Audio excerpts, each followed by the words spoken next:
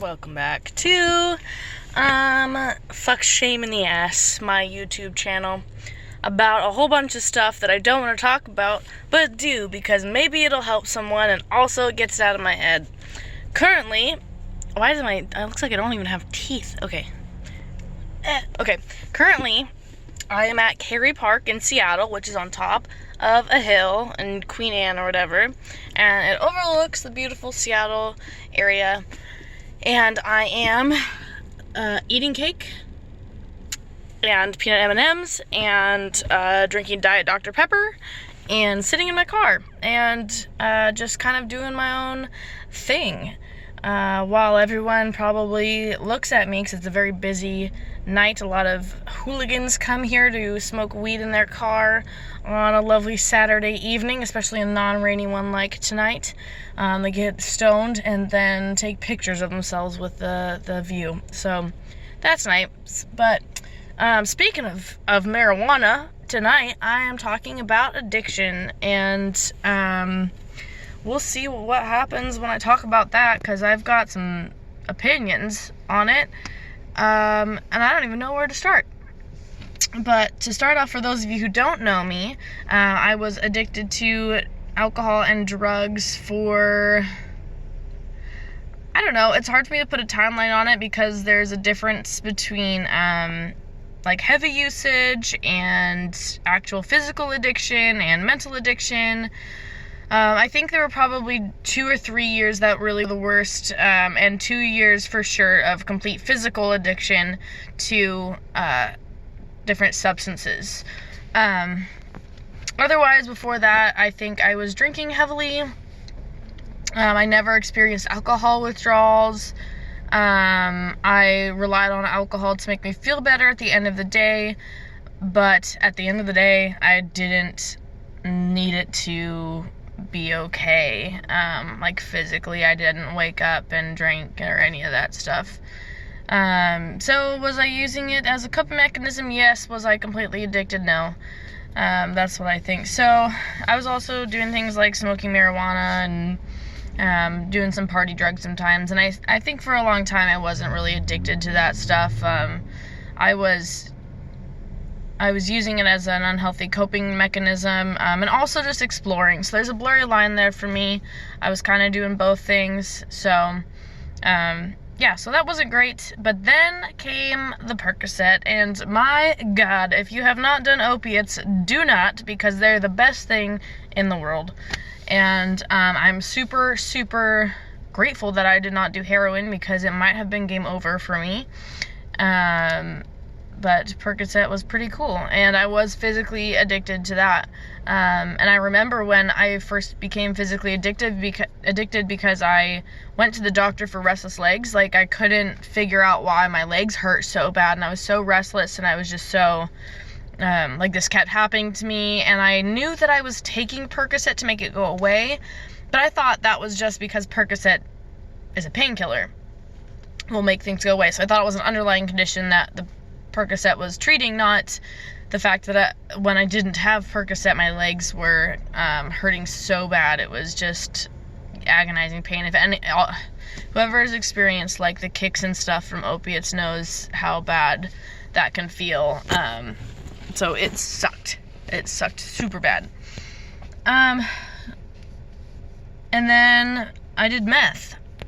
So that's great, and then I started using meth daily, and before that was Adderall, which is why Adderall is actually really dangerous to get into, because it actually is structurally a lot like meth. And it's funny because when I first started doing meth, I was like, oh my gosh, this is so much cleaner than Adderall. Like, it was so, I had no come down, where Adderall I had a really bad come down. It was just, I felt like I could focus better all day instead of like being kind of in this weird hyperspace thing going on with Adderall. It was like the better option. It felt like, oh, well, why haven't I been doing this all along when I've been spending this much money on Adderall, and I can use half the amount of, probably the amount of meth, and just to get the same result. So I was addicted to that, and then became physically addicted to that, and that is where I really went downhill, and that's what put me in rehab. So I went to rehab almost 2 years ago. It's not December yet, but it's November right now, and I went in February almost 2 years ago. So this come next February, it will be 2 years since I have used methamphetamine or opiates, which is pretty cool. That's insane to me. And why I say that's so crazy is because I think about it almost every day. And for those of you who have not struggled with addiction, I don't think you'll ever get it. And that's not to like put down how you feel or anything like that, but there is just a, sorry, there's people walking up to the car now. Okay, hello, how's it going? It's just that before I experienced addiction, I was so judgmental about people who were addicts, and I just had no experience, and I had no idea, and it could never happen to me. And those are the words that I kept saying over and over. Oh, hello. Okay. Over and over and over again was, it could never happen to me.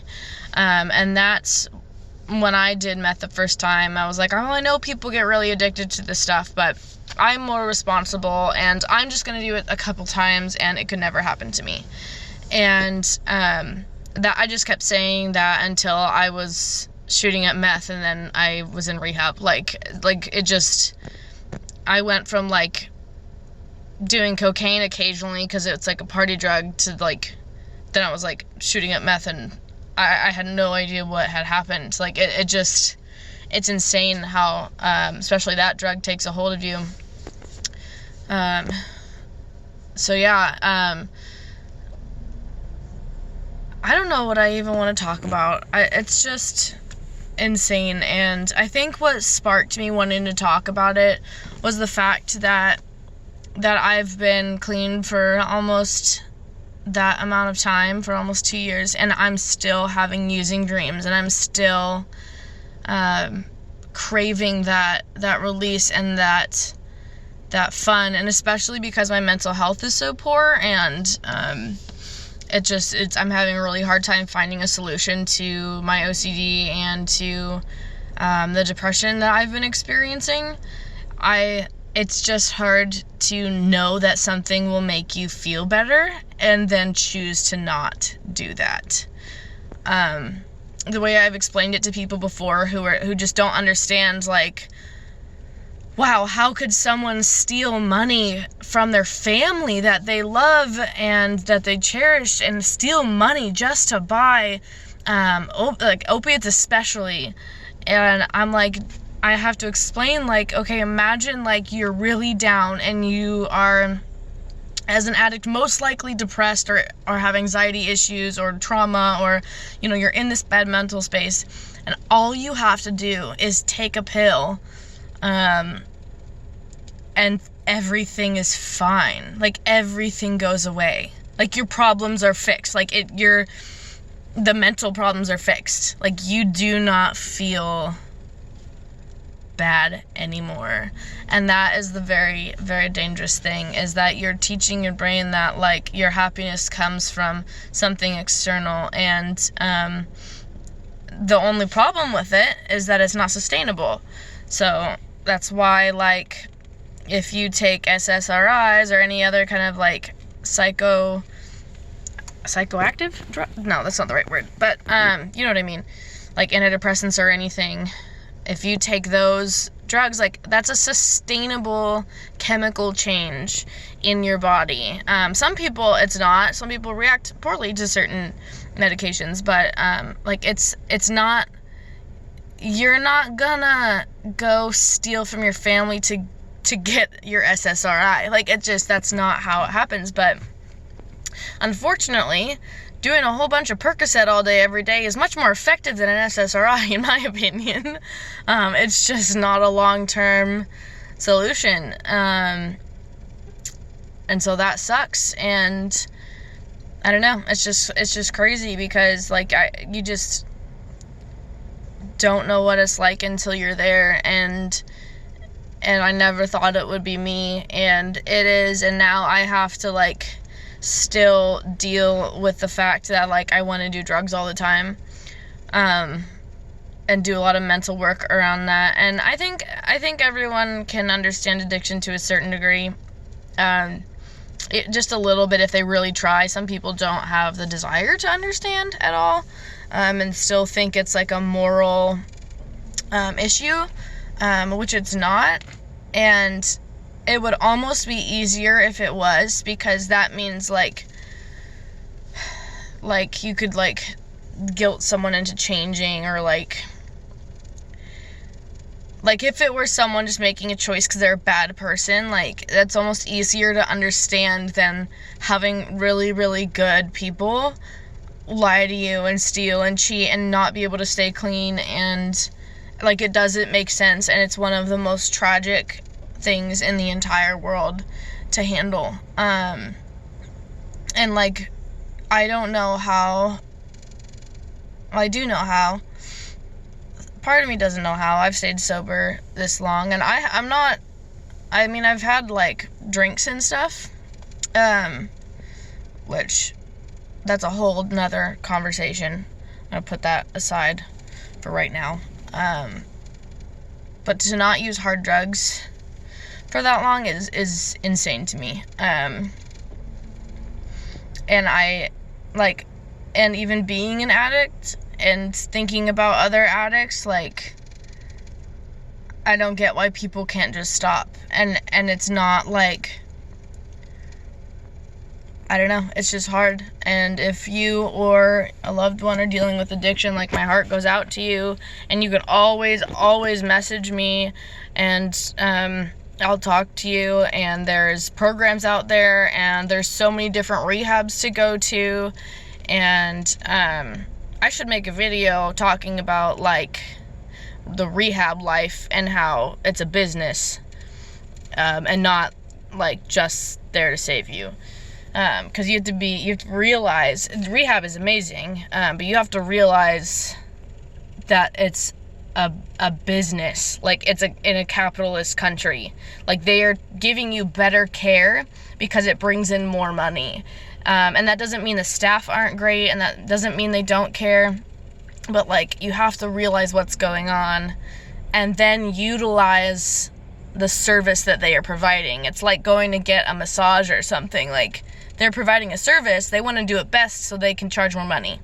And if they're charging money, you should be getting a good service and like learning how to advocate for yourself and all that. But anyway, I just want to shout out to all the people who are struggling and not struggling, and who have ever struggled with addiction, either in their own life or someone close to them.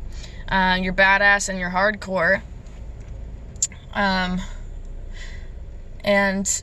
it's always going to be hard sometimes, and that's okay. And you do things like drive up to the top of a hill and eat cake at 11:30 at night by yourself because you're sick of the world and everything around it. But anyway, that's all. This was kind of a shit video because it was aimless, but I just needed to get stuff out of my head. And yeah, hashtag strawberry shortcake, because that shit, you can't even see it. Oh, it's so good. It's so good. And it's gluten-free. Hashtag Mercer Island QFC. Yes, where the guy spilled all my blueberries, but that's okay. We're not going to talk about it. Okay, so I will see you guys next time, and please comment if you need to talk to someone, because I'm here. And if you don't like me, I've got people you can talk to. Got a whole network of people who really want to help. So, anyway, love you guys. Bye.